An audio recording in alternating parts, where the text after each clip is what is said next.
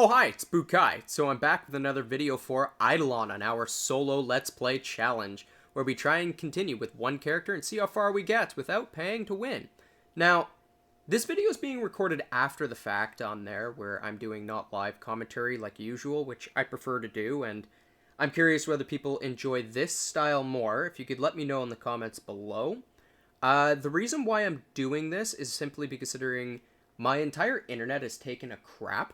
Like, I'm getting zero point 0.2 kilobytes a second on there. So as a result, I'm having to go and record out in public while the actual library and whatnot. So I can't exactly bring a mic into the middle of a city or in the middle of a library and start going, "Oh, hi, it's Bukai," type thing. I'll be very quickly yelled out, or, the nice crack addicts on the street will hear and then look and will probably try to rob you. So that's not happening. But as you can see, we kind of sat on the actual sandcastles all night long, and I'm just depositing everything. And why I did that was to get my actual first Zao stack, and I believe I ended up getting it on there.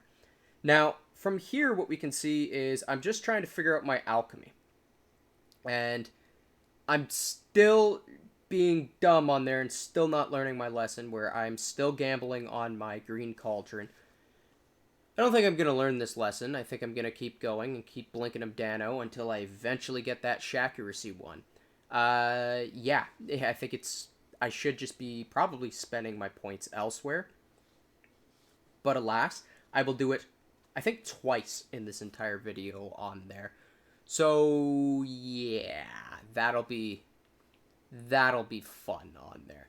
Other than that, the remainder, I just dump into distilled water. I probably should be investing into some of the other, I mean, I can't really afford the bubbles, but I probably should be investing trying to look at the vials, but instead I dump into the actual liquid in order to keep stocking up on that, because I know I'm going to be at a bottleneck for it later. And yeah. So from here, I'm making the decision onto what I want to go for next, and this is just after I'm selling all my crap. Yeah, so from here I go to the post office. I gotta see what I need to do, and I know that, oh look, I can immediately do the dudes next door. I can do the tier 1, which is nice. And I'm gonna deposit that right into the mana, because as I know, the Barbarian is mana starved. I'm eventually gonna have to get the Pulsation, or just keep grinding world bosses in order to get the Pulsation talents, but I haven't gotten it to drop yet, and I'm not really at the damage to start taking him down. That's part of the reason why right now on this build, since my alchemy is so lacking, since it's really hard to get it up and it takes a while, I'm trying to, yeah, see there, I've got the first of the Zao stack. So it's here that I'm actually starting to build up my apocalypses. And each one is around 2% at the, like, per 1 point that you put into there, but I can't remember offhand how many it is once you get 100 of them, which you want to put 100 points into that once you get around 5 Zao stacks on there. Yeah, so you put about 100, once you get around 100 Zao stacks on there, you put about 100 points into it when you get 5 Zaos. Now, where I'm going is Crab Cakes on here, because considering I believe that Crab Cakes is the next spot on there that I should probably be building up, and I'm killing 2 birds with 1 stone, because considering I need to get my tier 4 sword on this account in order to get my good old-fashioned tier 4, well, the good old-fashioned tier 4 sword in order to up my damage. Now, that's going to require around 8 crab cakes. I think it used to cost 10, but it's been reduced down to 8, which is nice. But it does mean that I'm going to be sitting on crab cakes for a bit on there. As you could probably see on there, I was like 63,000. So, yeah, I've got quite a bit of crab cakes to go through. And this is where we're going to be spending the majority of our time on this. So, there's going to be a cut in the video here where I will be back, and I believe a decent chunk of time passes, so we'll see you in a bit. Alright, so I'm back, and as you can see, it's been 19 hours, and this is an unfortunate side effect of being, sitting on dial-up internet on there, where I unfortunately can't really keep going back to the library recording and whatnot on there several times a day. It's just I don't have the time on there. So this is what I'm going to have to be doing for the next bit, and it means that progress will be a little slower than what it usually is, but I'll do my best to keep it up and keep everything going until I get this internet problem fixed. The dial-up just Like, even using my phone to tether just wasn't really that great. But I did notice one weird thing. This game, at least to my knowledge, is only checking your connection when you are connected to, when you first connect to the game, and then when you switch characters. Because when you switch characters, you'll notice that it'll start to load your characters in. And if they haven't loaded yet, it'll say connecting to server, and it might terminate and fail. And if it fails, all your progress hasn't been checked.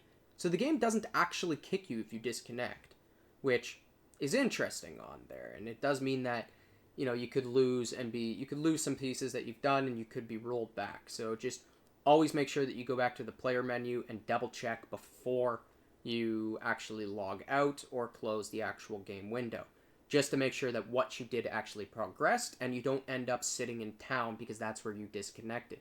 I think that's why you end up with a why was I sitting in town for 8 hours type thing on there all night when I clearly moved him away. I think that's the reason and what's actually happening there.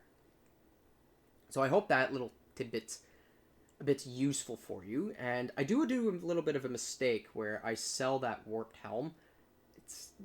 It is a mistake considering you could be using that +5 stats for actually increasing your good old fashions like mining helms and whatnot. Yeah, it's just, well, not just mining helms, but just different items on there where you want to have stats over the actual defense. So, a bit of a mistake, but, live and learn type thing, and I'm willing to keep going past it. But it's here that I'm going to be going down to my Alchemy again, and you're going to be seeing my gambling addiction again. I keep saying it.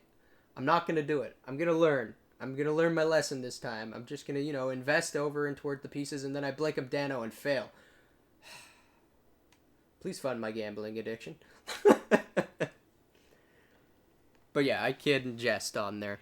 So I'm investing all of my gear, and I'm trying to see what I need to do and what resources I'm short by, because I need to make some decisions.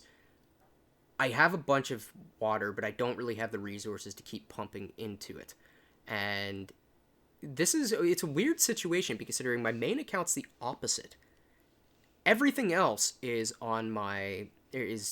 resources are struggling, but the actual game's account, but the water, I cannot get enough of.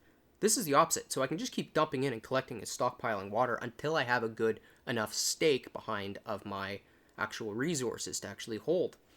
So that's what I've been doing, and that's what I plan to keep doing on there. And we'll be jumping towards where I go back to the crab cakes to go farm, in order to bring them up to the next Zao stack and kill 2 birds and get the nougat cakes. So if you guys have been enjoying these videos, then please don't hesitate to give it a like, subscribe, pass it on. There's a Discord in the link below where you can actually join, and you don't have to be part of Ohio, but it's nice to be part of the community. We're very helpful. We help out players and tell people what, give some advice and whatnot. And it'd be nice to see a community completely join together. So with that, take care, everyone.